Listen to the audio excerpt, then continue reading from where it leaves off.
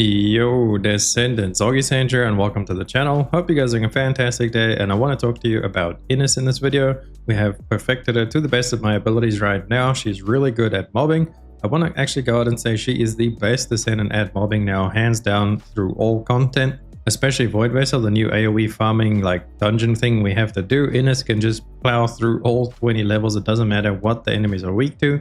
As long as Ines is there, the enemies are weak to her because she has so much damage. That is actually crazy amount of damage she can put out. And she's also a pretty decent bosser. She's like my main pick right now. For everything I log in, I do my dailies, my invasions, my inversions, the Void Vessel, and then I go and do 2 runs of Defiler every day. And she can kill Defiler pretty consistently between like 28 to 35 seconds, depending on, you know, crits and stuff like that. But she can consistently take down Defiler really easy as well. However, he's like a niche scenario because he is super weak to electric. So that's why I say she's not the best bosser overall. She's not going to do that versus all bosses, but her bossing build is pretty solid and she does get out quite a bit of damage. The only downside to her bossing build is she doesn't do a lot of damage fast, so she can't like stagger bigger bosses like Tony, for example. I haven't actually gone to try her up against Tony solo yet, but that's what I would think would happen because her Q hits like kind of slower. It's not like a whole big chunk of damage is up right front, so you can actually knock the boss down and stagger them. So that's like why I would say she's not one of the best bosses, but she's definitely not a bad boss overall. However, she is totally just the best mobbing Descendant in the game by far, bar none. She has bunny speed. You can cap her out her move speed as well with just 1 sprint speed mod on your weapons. And then when you use your 4, it gives you a 50% boost of movement speed, well, sprint speed, which is exactly the same as what bunny's speed of light does.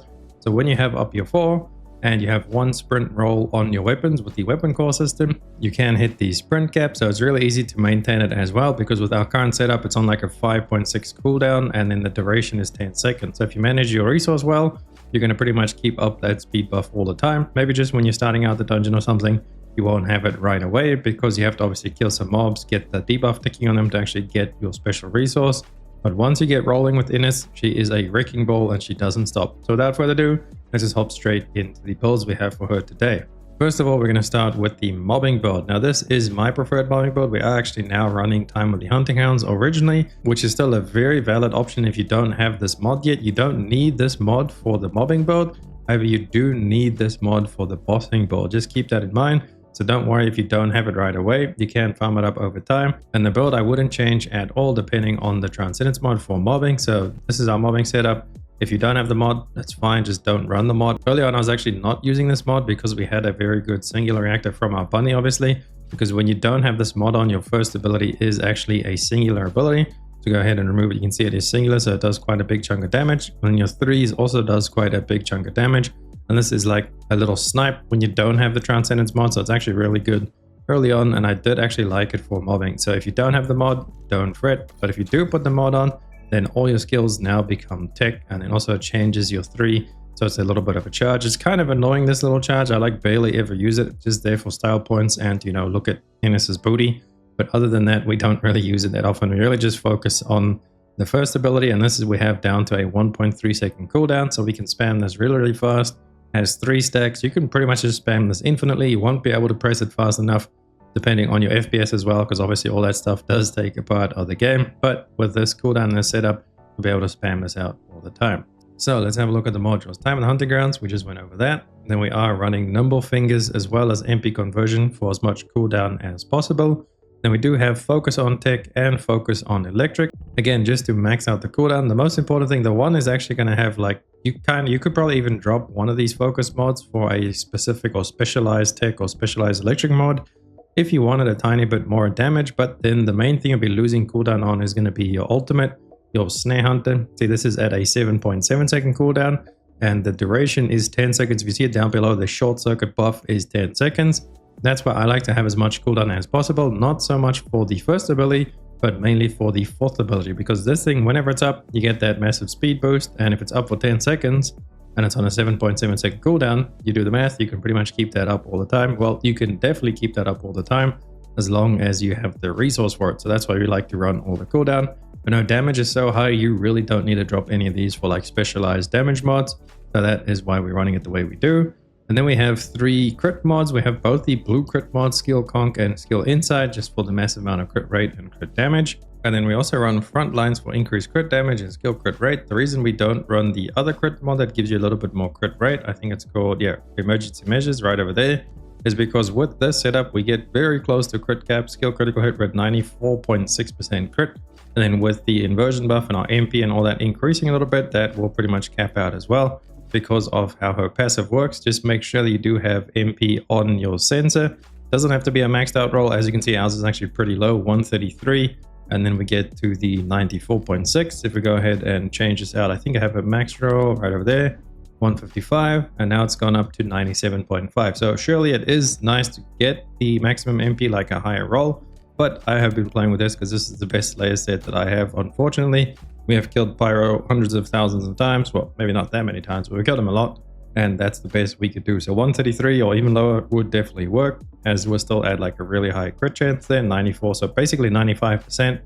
And then we do get like quite a lot more crit damage. I think crit damage is more important because it's going to do a much bigger chunk of damage. Since we are critting so often, we're going to get more value out of the crit damage. That's why we decided to run front lines instead. And then something very important is the range mods. The reason why these are so important is not so much to increase the range of your 4, but to increase the bounces of your 1, because these do add quite a few bounces. I believe we cap out at 7 bounces now, and I have tried many different combinations of amp control, range over there, over the maximized range, skill expansion. I even tried out the blue mod, I forgot the name of it, but it increases the range modifier as well as the speed modifier to like increase the speed on the ball. That didn't seem to work, unfortunately, but range is very, very beneficial, mainly because of the bounces. It's not going to increase. You're technically going to be overcapping on range with both range mods, because you can see we're at 186% range, and this does cap out at 200% max range. As you can see, the expandable max range goes up to 200%. So that means you take away the 100% from the base, and then you're only left with another 100% that you could add. So we are like 86% range over cap. However, we do still get another extra bounce on the first ability when we do add that other range mod. And you have to have both of the highest range mods, so skill expansion and maximize range. You can't make it work with like maximize range, amp control, and then even range on the reactor doesn't quite cap it out. So I have tried all the different combos to see if we can get more bounces. Best thing is just to run both of these range mods. So max range and skill expansion, you get the maximum amount of bounces on your 1, and then obviously your 4 is just capped out as well. And then lastly, we just run HP amp for the massive amount of HP, since this is our mobbing build, so we don't want to get like blown up. We're running a Slayer set, so pretty squishy already. However, she just kills everything and murders it so fast, you don't have to worry about dying at all. We're at 7.4k, and then once we cap out our inversion stuff in combat, I think we're at like close to 9k HP, so not bad at all. And if you really wanted to, you could switch out the Slayer set for the Invader set, and you would be super tanky with the Invader set. I think you're at like 13, 14k HP. And then with the Inversion buff, you're at like close to 15k HP. And this still does give you quite a bit of damage because you get the tech skill power boost modifier there. So you still get a fair amount of damage, and also increases the duration. So your 4 is going to last a little bit longer. So if you really wanted to, tanky setup, you could run that. And the time difference between this and the Slayer set when I do speed runs through like Void Erosion is very minimal. Even though you do get the most amount of damage out of Slayer, running the Invader is just so much more comfy. So if you want comfiness to just lose a little bit of damage, I could highly suggest switching over to Invader set if that's what you're after. And then lastly, I think that's all the mods covered. So yeah, that's all the mods. Run whatever grapple you want. And then our Reactor is the last one. This is my bossing Reactor. So let's switch over to my mobbing Reactor for a second. This is what I'm running for mobbing, tech, and skill cooldown. So if we go have a look at our cooldown now, it's actually 0.9 over that 1.3.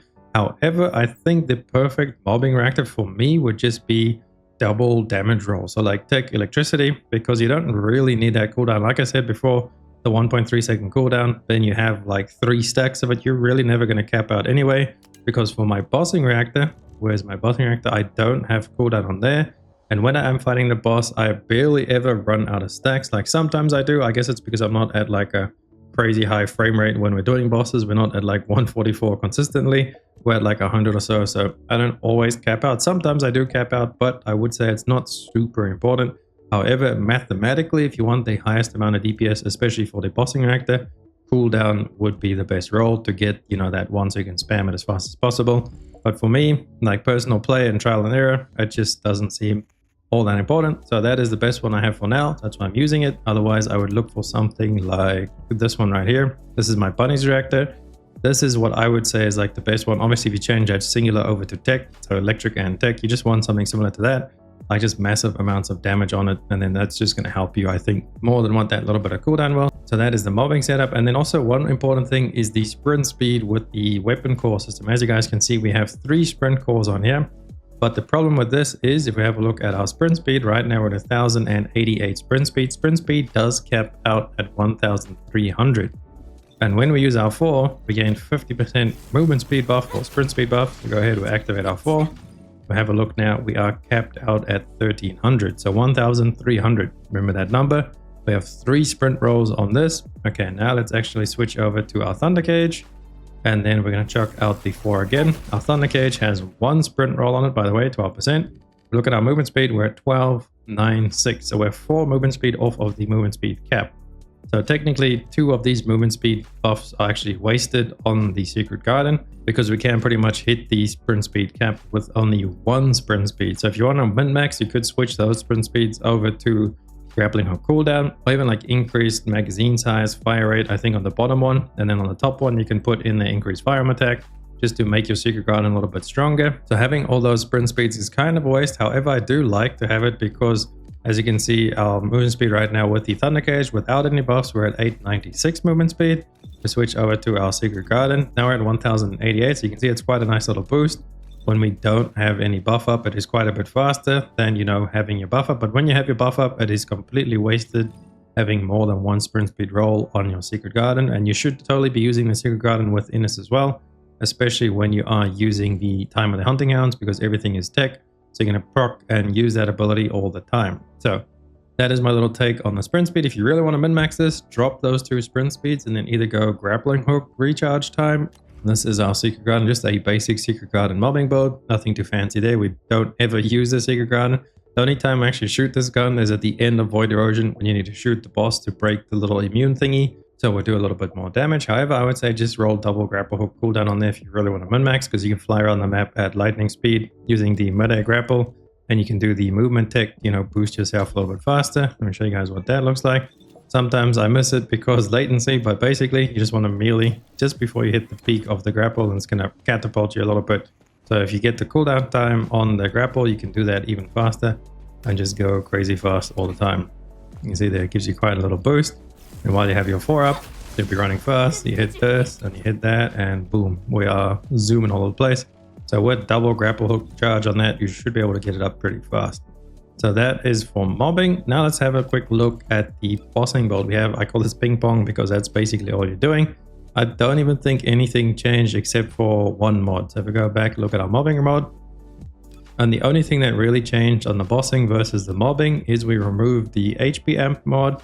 Now you can totally leave this on the bossing mod because I would say this 1 slot, the one that we change around for the bossing, is completely dealer's choice. Do whatever you want there. If you want to get comfy, then just leave. You can literally just use this versus the boss. And all of you guys are probably going to be wondering, why am I not using Dangerous Ambush? Now the reason I don't use Dangerous Ambush and I choose to go with the other crit mod instead is because Dangerous Ambush, when I'm doing Defiler, which is like the only time I use her for bossing anyway, is very inconsistent for me on the knockdowns. Recently I've been getting the knockdowns a lot more consistently, so maybe we'll actually switch this back to Dangerous Ambush. But if you don't get the knockdown, you're pretty much just running a dead mod the whole time. So that's why I went for the crit mod, to just increase my consistency versus him, because we do a little bit more damage because we have higher crit damage, but then it's also more consistent because we have higher crit rate.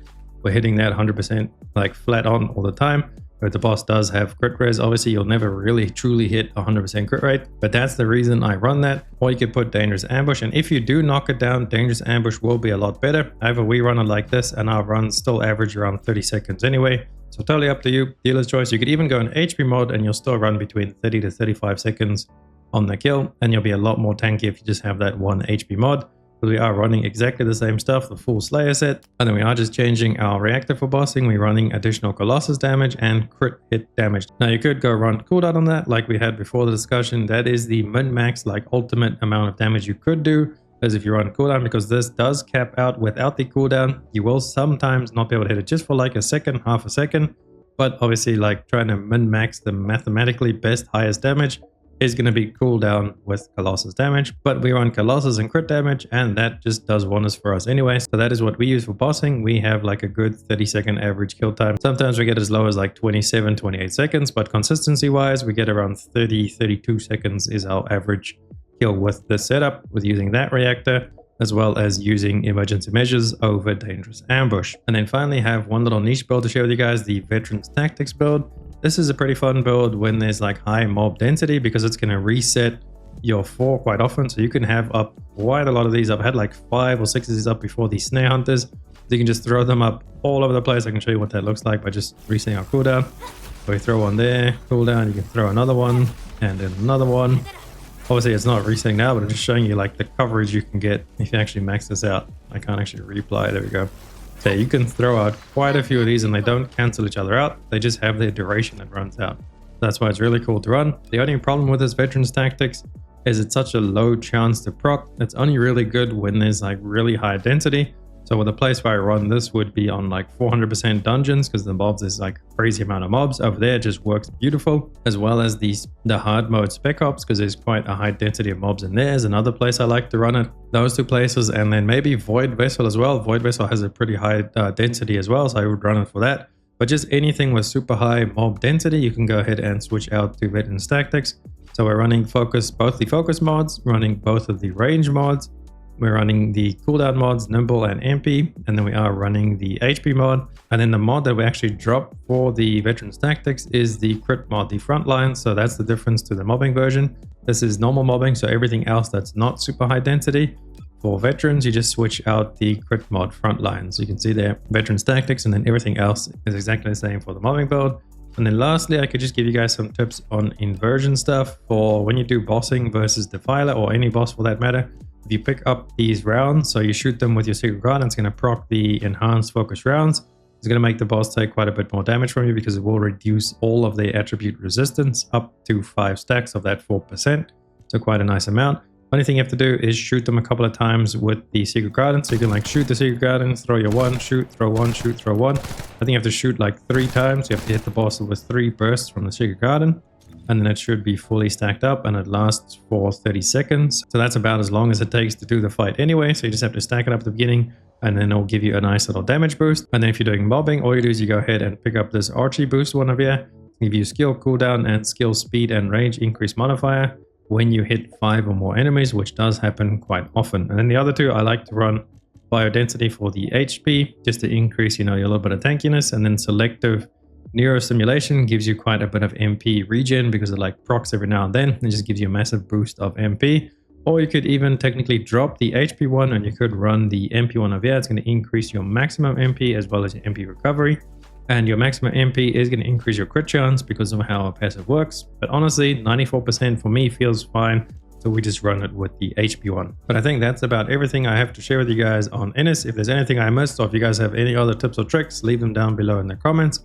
As well as join the Discord and the live streams. We are streaming 6 days a week. However, tomorrow we're going to be playing a little bit of Kingdom Come Deliverance. So we won't be streaming TFT for a little bit. We're going to play that a couple of days and see how that goes. But thank you guys so much for watching the video. If you liked it, please drop a like and a sub to the channel. Helps me out so much, and I'll catch you beautiful people in the next video, as well as the live streams. Augiesaint out. Run free and dive into the sky. Hear the